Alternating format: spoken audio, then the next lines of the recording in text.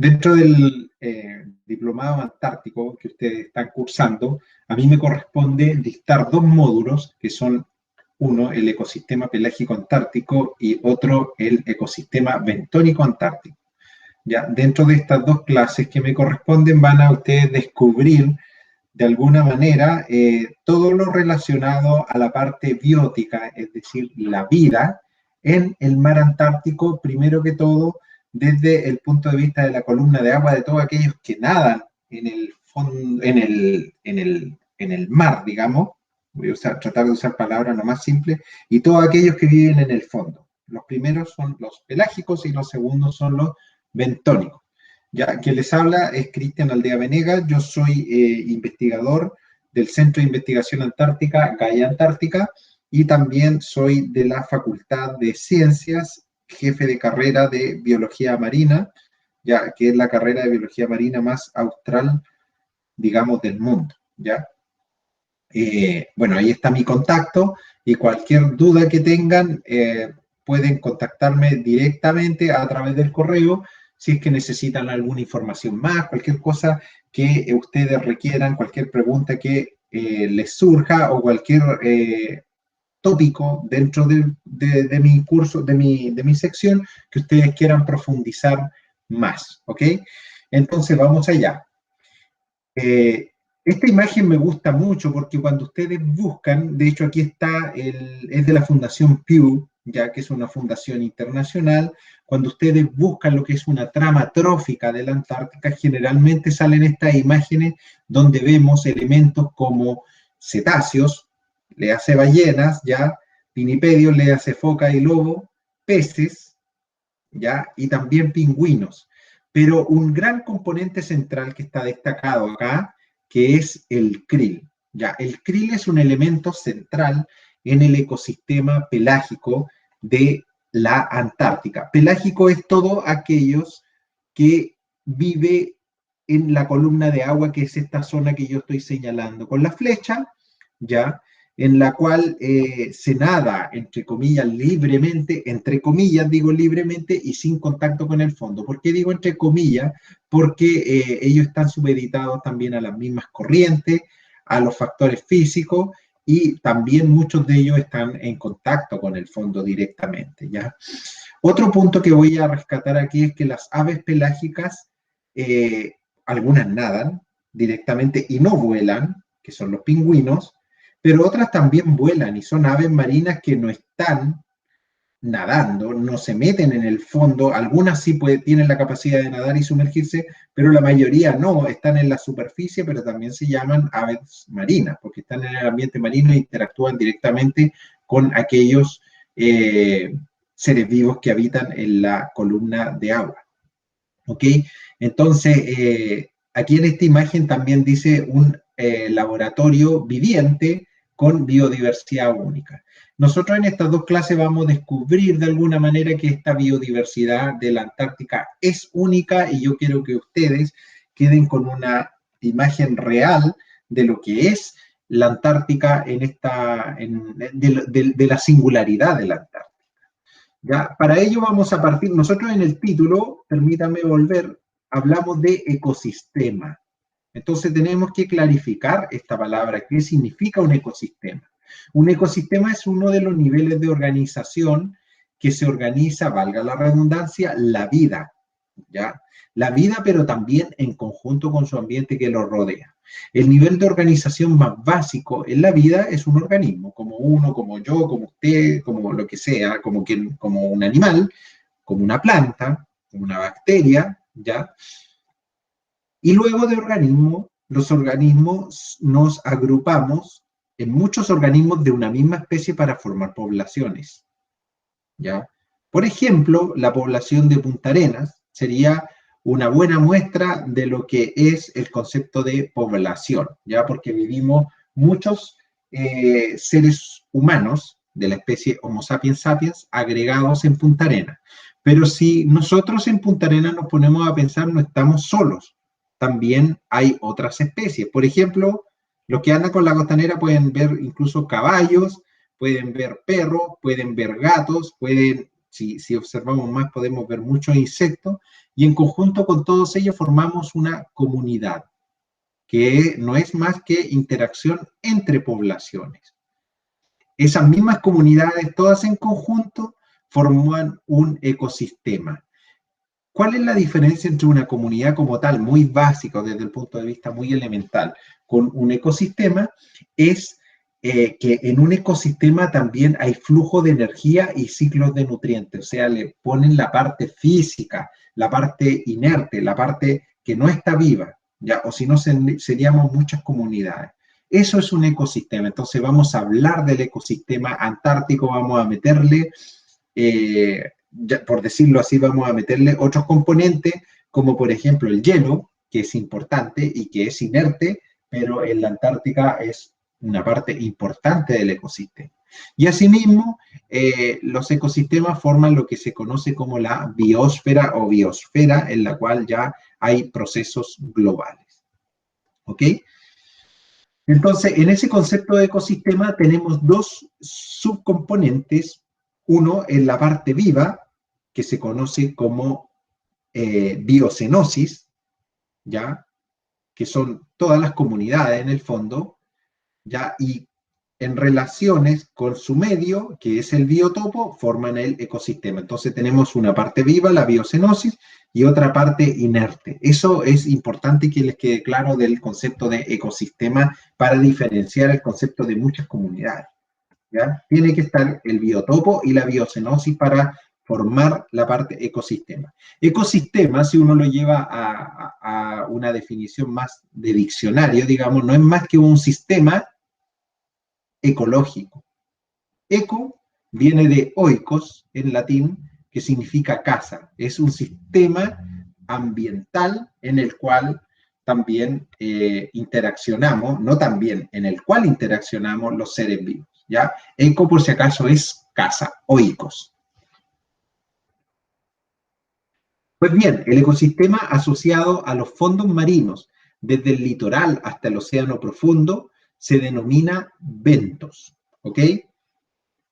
Esta es una palabra técnica, pero ustedes la pueden encontrar incluso en los medios. Todas estas palabras, por si acaso, la pueden encontrar ustedes incluso en diccionarios o en enciclopedias muy básicas como Wikipedia, ya muy básica, pero a la vez muy universal.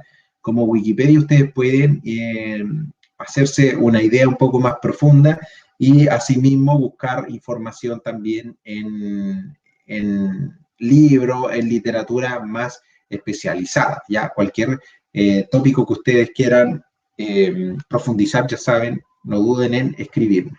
Pues bien, ese eventos es el ecosistema asociado a los fondos marinos desde el litoral hasta el océano profundo, ¿ya? Y por el contrario, el ecosistema asociado, a las aguas libres, entre comillas, sin contacto, porque igual hay contacto, con el fondo o la costa, se denomina pélagos, ¿ya? Por lo tanto, todos los componentes de esta columna de agua les vamos a llamar componentes pelágicos y a todos los componentes de esta sección le vamos a llamar componentes bentónicos. ¿Perfecto? Eso uno puede hablar después de pesquerías bentónicas, pesquerías pelágicas, aquellos biotas que conforman recursos marinos, ¿ya? Y que viven en el fondo marino, pesquerías bentónicas, ¿ya? Ahora bien, hay otro concepto que está relacionado más a la pesquería y que se ha acuñado en las últimas décadas, es el concepto demersal, por si acaso. El concepto demersal quiere decir todos aquellos que, no siendo bentónicos, viven asociados al fondo. Un buen ejemplo de ello sería la merluza, que nosotros se come acá en Magallanes, ya la merluza austral que se pesca con redes de arrastre, pero no vive directamente en el fondo, sino que asociada al fondo, en esta zona, más o menos. ¿Ya? A ellos se les conoce como demersales, pero es un concepto más bien pesquero. ¿Qué entendemos entonces por el medio marino antártico? Porque nosotros en esta clase vamos a hablar de medio marino, biotopo. Aquí hay una linda proyección satelital desde el polo, ¿cierto? Vista, aquí está el polo sur, vista desde el polo sur, y aquí tenemos los continentes vecinos, ¿cierto? Partiendo por América del Sur, África, aquí se ve un trozo de Madagascar, ¿cierto? En esta zona se ve el continente australiano y Nueva Zelanda con las antípodas en el fondo, ya que son vecinos de esta Antártica. Aquí vemos algunas islas, ¿cierto? Bastante grandes, ¿ya? Entonces, ¿qué es lo que se entiende por Antártica? Incluye estas islas que están blanquitas también, incluye esta isla, incluye las Malvinas Falkland, incluye las Shetland que están acá, ¿ya? O no las incluye. Entonces hay definiciones para eso, nosotros las tenemos que tener, ustedes, perdón, las tienen que tener súper claras, porque estas definiciones van a marcar lo que realmente se conoce como antártico o no antártico, ¿cierto? Porque aquí no vemos nada. Aquí lo único que también que vemos es una especie de puente de relieve, de rugosidad, ya que estoy siguiéndola aquí con el mouse, que es el arco de Escotia, que es un cordón montañoso submarino que a veces emerge a modo de islas, ya que forman un verdadero puente entre Sudamérica y la Antártica, si se dan cuenta. Estas son las islas Shetland, estas son las islas Orcadas, que apenas se pueden ver acá, ustedes la pueden buscar mejor. Luego están las islas Sandwich del Sur, que son una serie de volcanes. Luego la isla Georgia del Sur, para terminar un poco más al sur de las islas Malvinas Falkland, ¿ya? Y llega aproximadamente a la punta de Tierra del Fuego, la isla de los Estados. Ya es un verdadero puente hacia la Antártica. Pero, ¿dónde está esa división? Pues bien, aquí se las voy a explicar. En esta imagen, ustedes pueden ver que el océano Antártico se denomina como aquel delimitado por todas las aguas al sur del paralelo 60 grados sur. Aquí está marcadito. ¿Ya? Esa es una definición más bien geográfica. ¿Por qué digo geográfica? Porque la estableció el hombre en base, en este caso, a los paralelos, ¿cierto? Todas aquellas aguas que están al sur de los 60 grados sur. Si ustedes le preguntan, por ejemplo, a alguien de la Armada de Chile o algún geógrafo, les va a dar más que nada esta definición del océano Atlántico. Todas las aguas al sur del paralelo 60 sur, ¿ya? Pero los animales y el ambiente en general no se comporta tan rígido como una definición latitudinal, en este caso, en la cual las aguas al sur del 60 van a ser Antártica y las del norte no van a ser Antártica, las aguas y todo lo que allí vive. Entonces, para eso se investigó y luego se creó este nuevo concepto que se conoce como la zona frontal polar antártica, ¿ya? O en corto, frente polar. El frente polar no es más que una disminución del agua superficial que se estudió, que existe, del agua superficial del mar de aproximadamente entre 2,8 a 5,5 grados centígrados a 2, baja a 2. Mire, para no complicarnos, podríamos decir que el agua baja aproximadamente de 4 a 5 grados a 2. Ya hay un descenso de 2 grados de temperatura en la temperatura superficial del agua. Se tomó con un termómetro punto por punto en más o menos toda esta zona, ya con instrumentos oceanográficos, obviamente en embarcaciones, y se vio que en esta franja que está acá, que estoy siguiendo con el mouse, ¿cierto? El agua baja aproximadamente 2 grados, aproximadamente de 5, 4, 5, o 3 o 5 a 2 grados. Baja. Y de ahí al sur comienza el océano Antártico. Entonces tengo dos definiciones. Una es el océano Antártico estrictamente geográfico, de 60 al sur, y el otro, el océano Antártico más oceanográfico, naturalista, si lo quieren, biológico, si lo quieren, como quieran llamarlo, el cual comprende todo lo que vive y todas las aguas al sur de la zona frontal polar antártico o al sur del frente polar, que es donde ocurre esa disminución de temperatura superficial del mar. ¿Ok? Entonces, es heterogénea y esta zona evidentemente va cambiando segundo a segundo, minuto a minuto, porque el agua no se mantiene estática ahí, pero sí más o menos es una línea relativamente constante a lo largo del tiempo. Incluso esto sirve para definir el cambio climático cuando esta zona frontal polar antártica se contrae ya hacia la Antártica. Vale decir, todo el agua que está en esta zona se va, entre comillas, calentando o entibiando, ¿ya? Y esto se contrae y queda más pequeño. Entonces, bastante dinámica esta definición.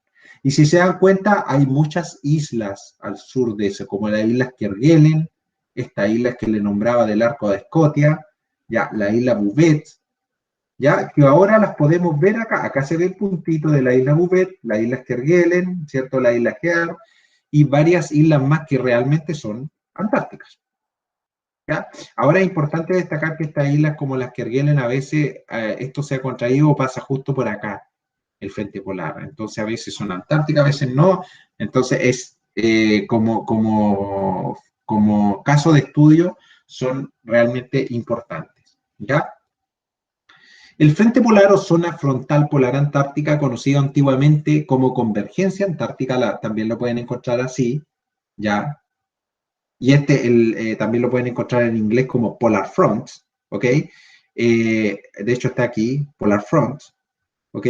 Tiene su origen en la corriente denominada Corriente Circumpolar Antártica o CCA, en inglés Antarctic Circumpolar Current, ACC, ¿ya? Que circunda la Antártica fluyendo hacia el este. Estoy siguiéndola acá. El frente polar tiene su origen en la CCA o ACC. ¿Ya? Este es importante, este mapa, porque nos muestra todas las corrientes marinas. Aquí está la corriente de la deriva de los vientos del oeste, ¿cierto? Que forma las corrientes como la corriente de Humboldt, que enfría nuestros mares y hace que sean muy productivos. Una corriente similar en el borde occidental de África, ya que se llama la corriente de Benguela. Ya, por lo tanto, es importante que estas corrientes tienen incluso una influencia hasta pesquera, cosa que no ocurre en el margen oriental de los continentes. Ya ocurren corrientes inversas, si se dan cuenta, y hace que que haya mucho menos pesquería. Ese es un tema que da para mucho, es un tema que da para una clase distinta sobre corriente y pesquería, oceanografía física, pero yo se lo estoy explicando muy en corto. El inicio de esta corriente circumpolar antártica está relacionado con la formación del continente antártico a través de la ruptura de Gondwana. Gondwana es el antiguo bloque continental que resultó de la porción meridional de Pangea, meridional de la porción sur, ya austral de Pangea, que era un primitivo continente único que había en el planeta muy antiguamente, estamos hablando de cientos de millones de años atrás, y en particular también a la separación de Australia de la Antártica y de América del Sur de la península antártica. Aquí está visto al revés, aquí está Australia, aquí está América del Sur, y América del Sur fue lo último que se separó de la Antártica. Las fechas exactas de estos eventos se siguen debatiendo, sin embargo se sostiene una fecha de consenso de 25 millones de años atrás para el inicio de la CCA. Vale decir que 25 millones de años atrás se terminó de esto de abrir este paso entre América del Sur y la Antártica y se formó la CCA. Yo les quiero mostrar un pequeño video para que ustedes entiendan esto. No van a escuchar mucho, pero el que quiere, la persona que quiera me lo puede pedir, ya, donde se observa esta separación. Eso es Pangea, lo que ustedes están viendo ahí. Aproximadamente, Pangea tenía solamente un océano aproximadamente 220 millones de años atrás.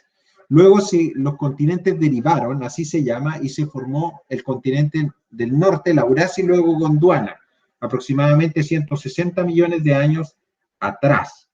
¿Ya? Estos continentes siguieron derivando hasta formar, si se dan cuenta, los años siguen avanzando, hasta realmente separar la Antártica de Sudamérica, aproximadamente 20-25 millones de años atrás.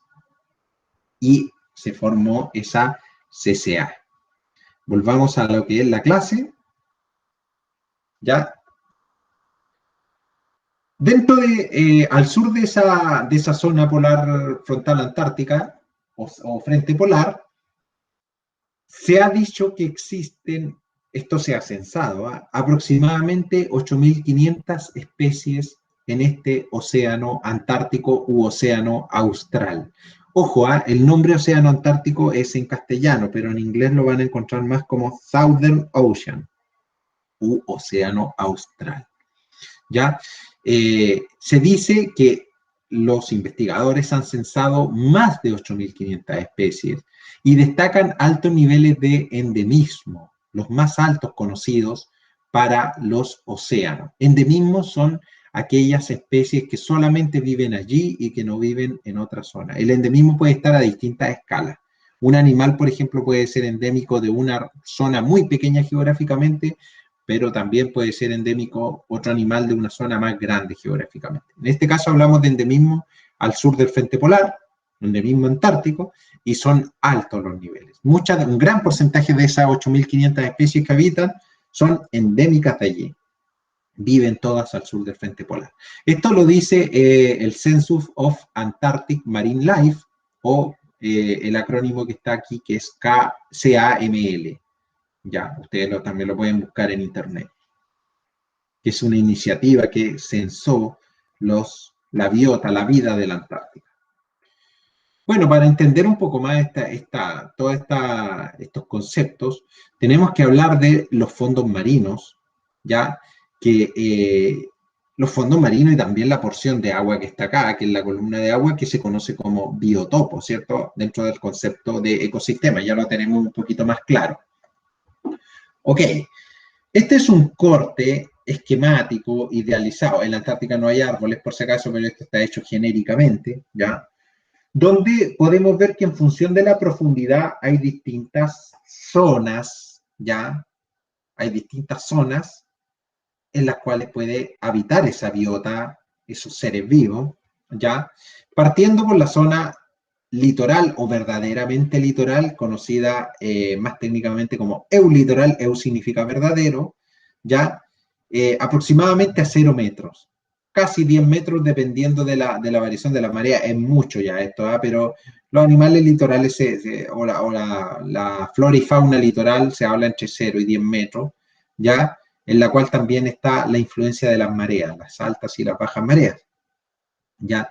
Luego viene una zona sublitoral, siguiendo hacia la plataforma continental, ¿ya? Perdón, se me va a cambiar aquí.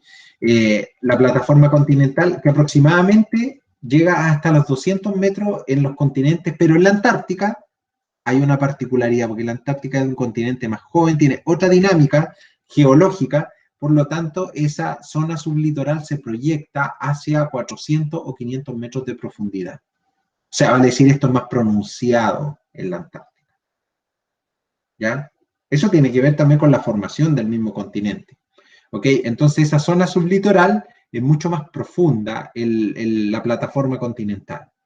Luego viene el borde de la plataforma, el borde del continente, conocido como zona batial, que se conoce como talud o borde de la plataforma, se conoce como zona batial.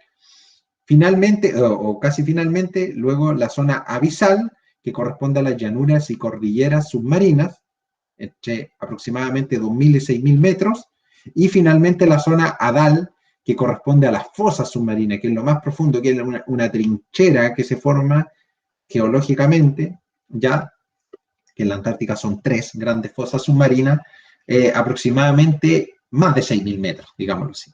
Ya, la fosa más grande conocida es la fosa de las Marianas, ustedes la pueden buscar, ya la cual tiene, que no está en la Antártica, que alcanza 11.000 metros, 11 kilómetros de profundidad, ¿ok? Eso es para que lo tengan en contexto. Toda la biota, todos los animales, plantas acá arriba, cuando les llega la luz, algas, ¿ya? Que viven acá se denominan litorales, las que viven en esta zona se denominan sublitorales, los que viven en esta zona que ya son animales porque no les llega la luz acá, ya, y otros seres vivos, pero no fotosintéticos, se denominan batiales, todos los que viven acá se denominan abisales y todos los que viven acá se denominan adales, ¿ya? Esos conceptos ustedes de repente los pueden encontrar. Ese establecimiento del frente polar como una barrera favoreció el progresivo enfriamiento del continente y la formación de las capas de hielo de la Antártica, ¿ya? La transición de la plataforma continental y talud continental, que es el quiebre de la plataforma, que es esto, que en la Antártica ocurre a 500 metros, 400, 500 metros, ¿ya? Por lo general ocurre a profundidades alrededor de 400, 500, como le estaba diciendo, es decir, 3,4 veces más profundo que en cualquier otro continente, La anchura media de la plataforma continental de la Antártida es de unos 200 kilómetros. Vale decir que esto más o menos son 200 kilómetros desde la costa hacia mar adentro. ¿Ok? Y al pie del talud continental hay 3 cuencas profundas de 4.000 a 6.500 metros. No nos confundamos mucho con estas cifras que no son tan rígidas, ¿sabes? Por eso aquí hay un gran margen. ¿Ya? No es que hoy 6.000 hasta 6.500 llega a la fosa chiquitita acá, no es así. Es más relativo esto, digamos. Y al pie del talud continental hay 3 cuencas profundas, parcialmente limitadas por una serie de crestas y una meseta, que esta figura 21 de uno de los libros antárticos, ¿ya? Aquí está como basin, ¿ya? La cuenca, o la fosa, perdón, ya que son estos, la fosa Pacífica Antártica, la fosa Antártica Atlántica Índica, ¿ya? Y la fosa Índica Antártica, ¿ya? Que están mucho más claritas acá, que se ve con este color,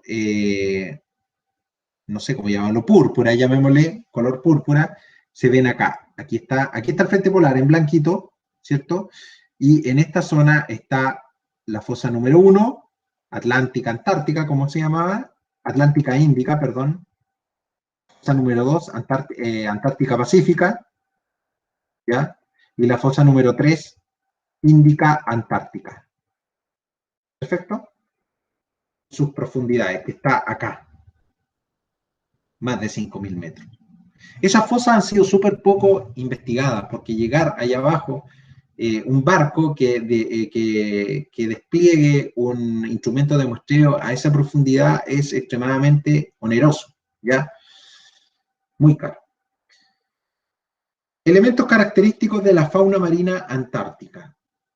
2 insignes investigadores, como Barnes y Clark, ya en una revista de divulgación científica, le hace un magazine, ya, que no es una revista científica estrictamente tal, sino que una revista más bien de divulgación científica, seria pero de divulgación, igual que está escrita en general para la gente más que no domina tanto los conceptos, o están los conceptos más explicados, que se llama Current Biology, ya. Ustedes la pueden buscar, se llaman Antarctic Marine Biology, se llama bueno, aquí está la cita. Ustedes buscan esto en internet y van a encontrar inmediatamente eso, ¿eh? Ya, ellos, en esta imagen excepcional, que es muy bonita, definieron los elementos más comunes de la fauna marina antártica, ¿ya? En la cual igual vemos nuestro querido krill aquí, pero lo vamos a analizar un poquito más en detalle, ¿ya? Dice, elementos característicos de la fauna marina antártica: las superficies duras están cubiertas por sessile suspension feeders, ¿ya? Que son suspensívoros en castellano, ¿ya? Tales como los braquiópodos que están acá. Después, en la clase siguiente, vamos a ver quiénes son los braquiópodos, ¿ya? Y predadores de movimiento lento como las estrellas. Ya son importantes en la Antártica. La columna de agua, la biomasa de la columna de agua, ves que aquí está lo pelágico en el fondo, está dominado por el krill, ¿ya? Y copépodos, que son unos crustáceos más pequeñitos que el krill, también lo vamos a ver más en detalle. Bueno, los copépodos necesariamente, o sea, estrictamente no, pero quiero que sepan que son crustáceos pequeñitos, así como una centolla, pero muy pequeñitos y que son componentes del plancton en el fondo. Y los peces son mayoritariamente demersales, el concepto que les decía hace unos minutos atrás, ya, y muestran una adaptación única como la ausencia de hemoglobina para que no se les congele la sangre en el pez hielo. Los peces hielo son un grupo de peces muy importante en la Antártica que muestran esta adaptación evolutiva a vivir en aguas frías. ¿Ya? La mayoría de los predadores no son durófagos, o sea, no son, vale decir, no raspan, ¿ya? Sino que son fluidófagos, comen fluidos, ¿ya? Como las arañas marinas, en este caso se llaman picnogónidos, Este es el nombre científico de este tipo de araña que no son crustáceos, ¿ah? Pero están muy relacionadas con los crustáceos, son artrópodos también, ¿ya? Y los nemertes, que son estos gusanos grandes que tienen una trompa eversible, evaginable, ¿ya? Que muestran gigantismo también. Todo esto muestra gigantismo. ¿Ya? Pero esto lo vamos a ver muy en detalle dentro de la siguiente, más que nada la siguiente clase. Un elemento importante dentro de este biotopo, de este componente inerte, es el hielo. Y el hielo es tan importante y es tan presente en la Antártica por razones obvias, ustedes saben, que el hielo presenta una dinámica en la Antártica. Esta dinámica hace que el hielo influya, por ejemplo, en la misma salinidad del agua, ¿ya? El agua del mar en la superficie del océano austral tiene una salinidad aproximadamente 34 partes por mil, ¿qué significa eso? Y alcanza el punto de congelación en menos 1,91 grados centígrados. La sal hace que alcance un punto de congelación mucho más bajo que el agua destilada, digámoslo así. Cuando el agua se congela, la sal es expulsado en el agua circundante y por eso hace que la salinidad sea relativamente alta, más alta que en otras zonas. Si continúa la congelación y la formación de hielo supera el 30 o 40, se cubre el mar de hielo, el cual se fractura por la formación de olas, conocida como hielo panqueque, con bordes elevados debido al roce con otras piezas. ¿Ya? Este hielo hace que, la gran placa de hielo de la Antártica, que está acá, con esta palabra, con esta frase, se transporta desde el centro de la Antártica está muy fría hacia las orillas, producto de los vientos catabáticos. ¿Ya?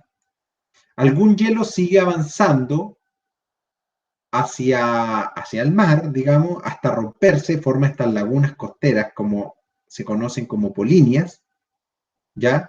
Esto es lo que nosotros después vamos conociendo como iceberg, ¿ya? Pero otro hielo también muy importante se mantiene en el fondo y se conoce como anchor ice o hielo ancla, ¿ya?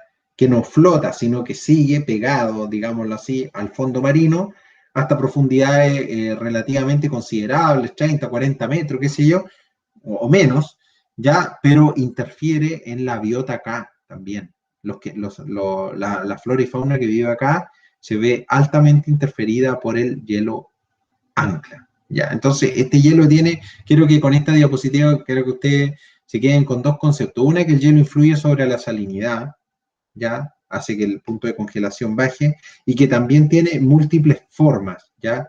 Desde forma hasta lagunas costeras, hielo panqueque, iceberg pequeño y también hielo ancla, producto de este avance de los vientos catabáticos, ¿ya? Producto de este avance desde el centro del continente. ¿Ok?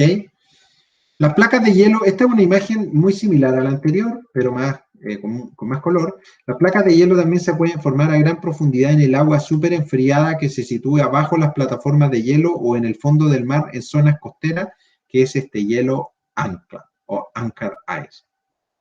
La capa de hielo formada puede moverse hacia el mar y romperse por la influencia de las tormentas, y el paquete de hielo, perdón, puede moverse a distancias considerables antes de volver a la congelación. ¿Ya? Lo que hace que este mar en agosto, septiembre alcance un punto máximo de frío, ya un mar súper frío alrededor de la Antártida. Ya que los que han ido ya lo pueden ya ver representado en forma de iceberg cerca de la Antártica o relativamente cerca, incluso hasta lejos de la Antártica.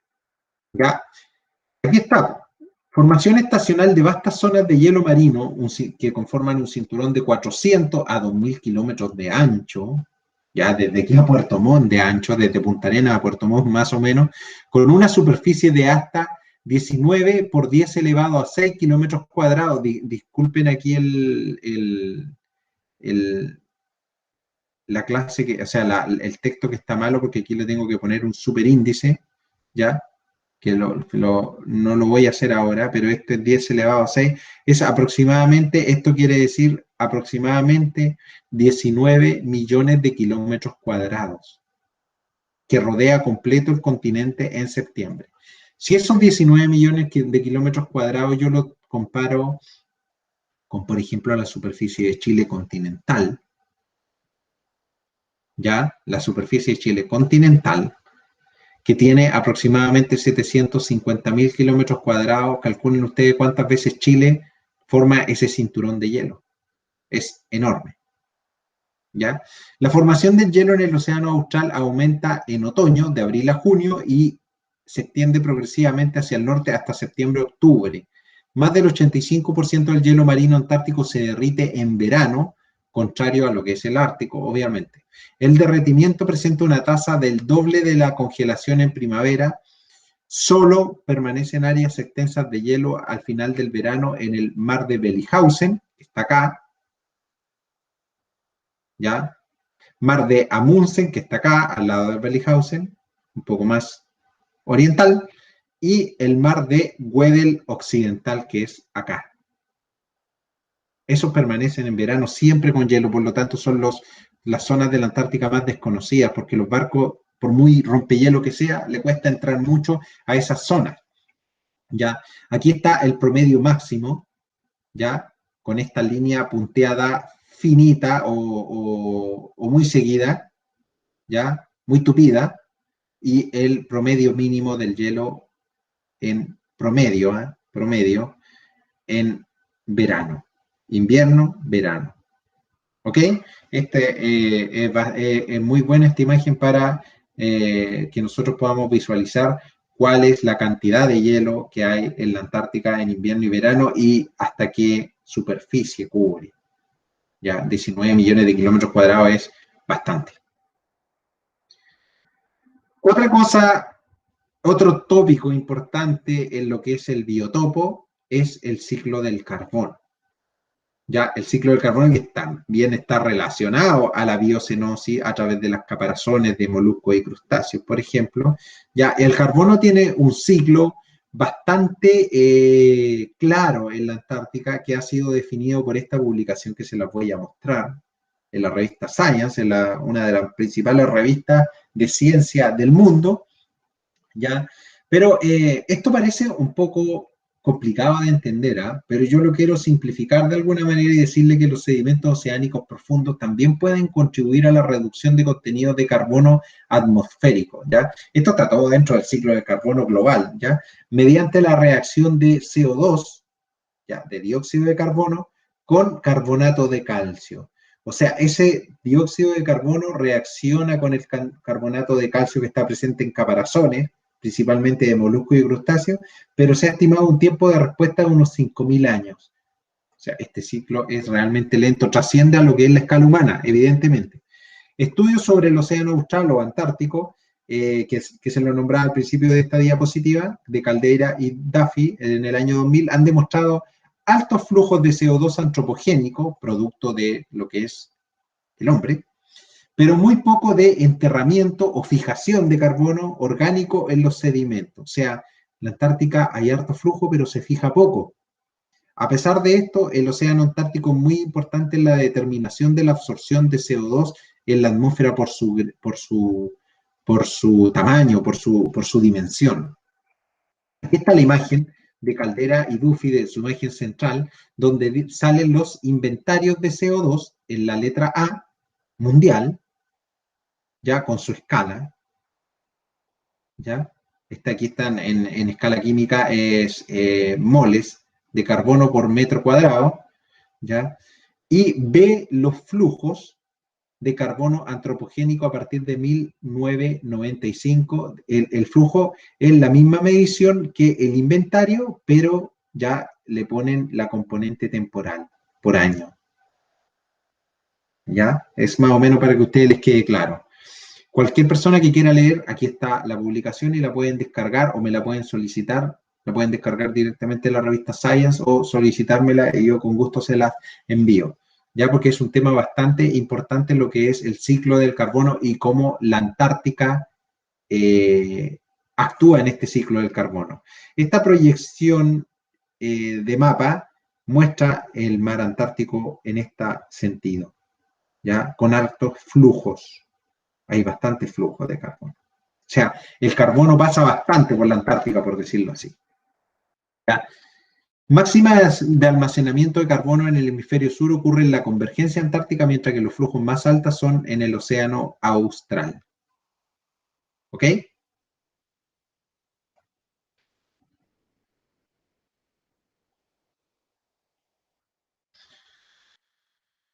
Eso, imagínense, lo que es el hielo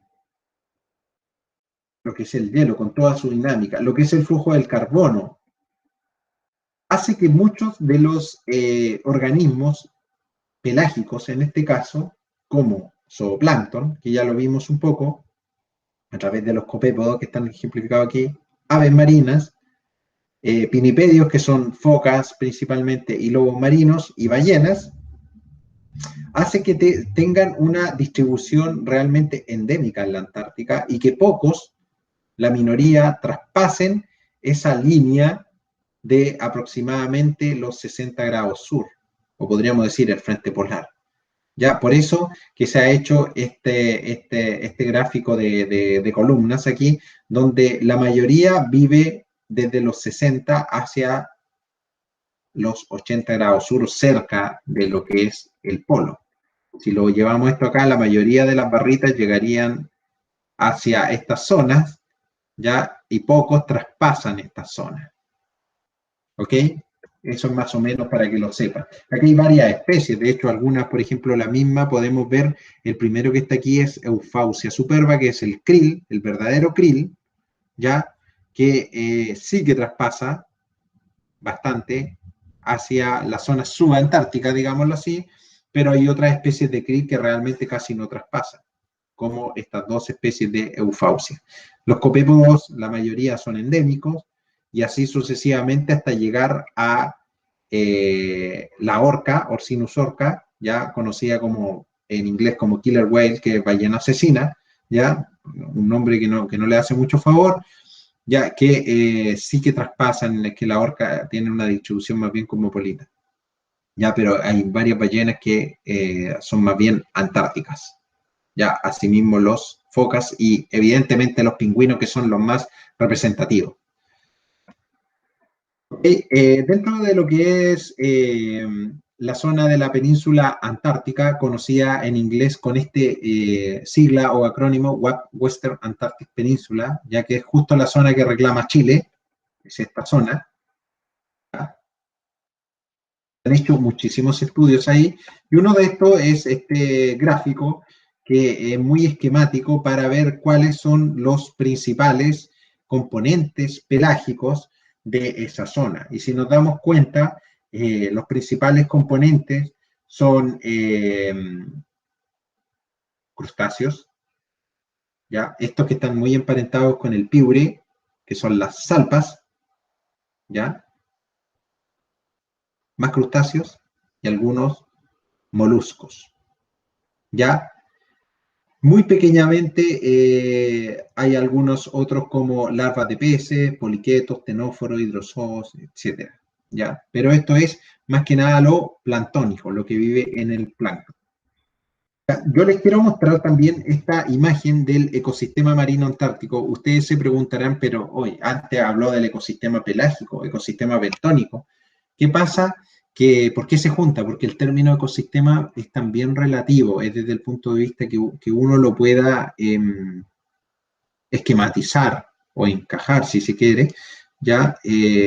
Pero en este caso, como fue una lámina hecha en su momento, que salió esto en la prensa austral en su momento, hace varios años atrás, ya en 2011, se hablaba de ecosistema antártico para mostrar el mar Antártico, el ecosistema marino antártico, para mostrar el mar Antártico como un solo componente, ¿ok?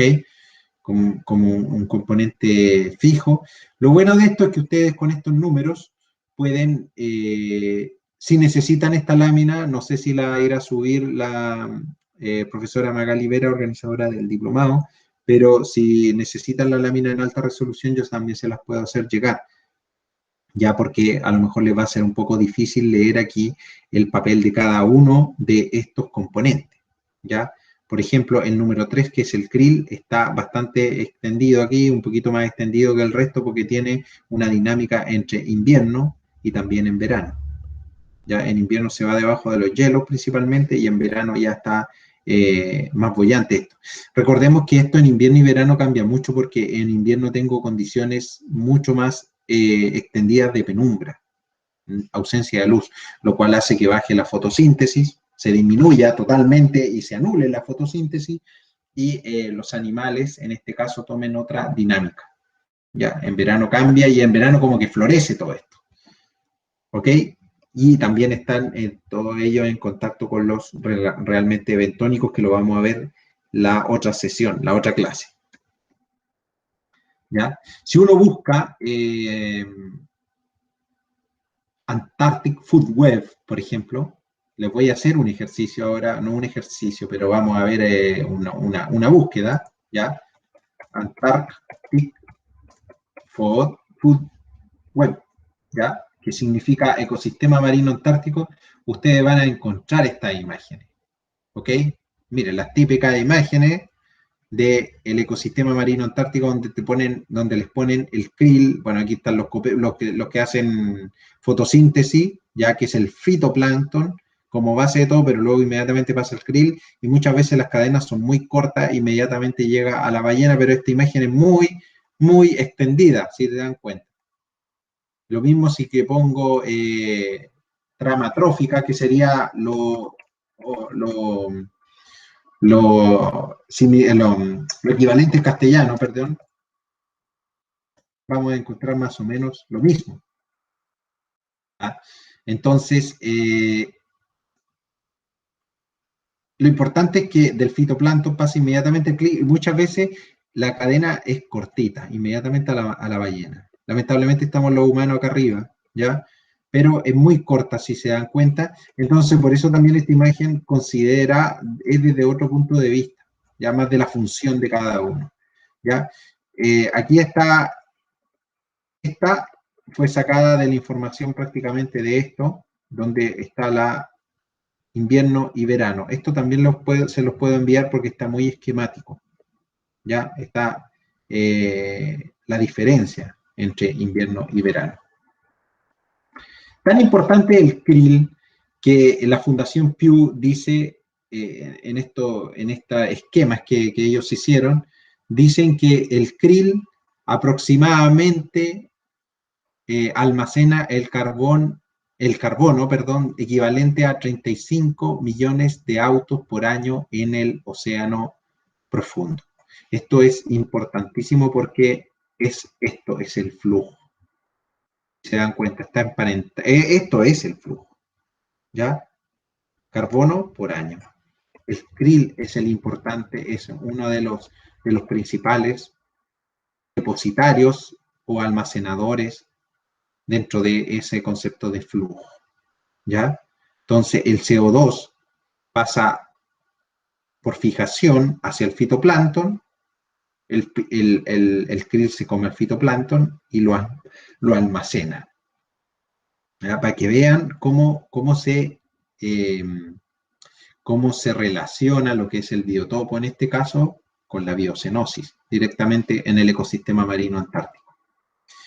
Parte importante de este ecosistema, ya lo vimos, son las mamíferos marinos antárticos. Ya, los mamíferos marinos antárticos, tengo dos grandes grupos. ¿Ya? Esto también, si ustedes quieren, le puedo pasar estas láminas también que la hicimos nosotros. Aquí no están todas las especies, pero están todos los grupos importantes. Tenemos dos grandes grupos. Aquellos que siempre viven en el agua, que se llaman cetáceos, y aquellos que pasan un tiempo en la tierra, que se llaman pinipedios. En castellano, es una palabra que viene del latín, pero está castellanizada. Pinipedio, en castellano de España lo van a encontrar como pinípedos. Los primeros, los cetáceos, tengo dos grandes grupos, aquellos con dientes. Esto no lo voy a leer tan en detalle para que no perdamos tiempo. Aquellos con dientes, conocidos como odontocetos, y aquellos con barbas, que la gente común lo conocemos como ballenas, ¿ya? Que realmente se llaman misticetos. Dentro de los misticetos tengo dos grupos, los ballenas verdaderas, balaénidos, y los rorcuales, ya, que también se llaman ballenas, no se confundan, ya, y dentro de los odontocetos tenemos los fisitéridos, conocidos como cachalotes, y un gran grupo, o tres grandes grupos, pero que se pueden agrupar en uno grande conocidos como delfines. Ya, al separarlos tengo focénidos, conocidos como marsopa, delfines verdaderos. Si se dan cuenta, la orca es un delfín verdadero, ¿ya? Y sífidos, que serían los más cercanos a las ballenas. Tienen pocos dientes los sífidos. Y por otro lado, completamente en el mapa conceptual, tengo los pinnipedios, que corresponden, como les digo, a principalmente aquellos que se pueden erguir, que son más cercanos a los ambientes terrestres, entre comillas, conocidos como otáridos, que nosotros los denominamos lobos marinos, la gente común, ¿ya? Se diferencian también porque tienen pabellón externo, o sea, orejas, tienen orejas, ¿ya? Y se pueden erguir. Y aquellos que no se pueden erguir y que no tienen orejas, que se conocen como focas en general. El elefante marino también está en ese grupo. ¿Ok? Si quieren saber más, hay varios libros en internet disponibles. Aquí tenemos algunas fotos de estos animales. Ya, aquí hay unas orcas macho, la aleta de la hembra es falcada, es curva. ¿Ya? Y por otro lado tengo las aves como componente muy importante de este ecosistema pelágico. Ya tengo aves nadadoras y voladoras. En estricto rigor son todas voladoras, pero estas se adaptaron para nadar, que son los pingüinos. No volar. Digamos que vuelan en el agua. ¿Ok? Dentro de los pingüinos se pueden diferenciar aquellos que ponen un solo huevo, que son más grandes, que tengo el rey y el emperador. Aquí en Magallanes tenemos el rey, que también vive en la Antártica. Y por otro lado, pingüinos de tamaño menor, que ponen 2 huevos. Aquí tengo varias especies de pingüinos.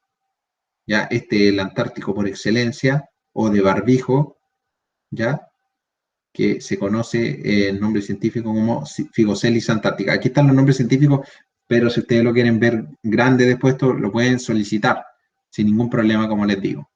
Y por otro lado tengo las aves voladoras, realmente voladoras, en la cual aquí tengo también diferencia en aquellas que ponen 2 o más huevos o aquellas que ponen un solo huevo. Aquí se dan cuenta, tengo todos los grupos de aves, albatros, petreles, golondrinas, ¿ya? Tengo palomas antárticas, que no tiene que ver con las palomas de las plazas, es otro grupo, cormoranes, que estas bucean, ¿ya?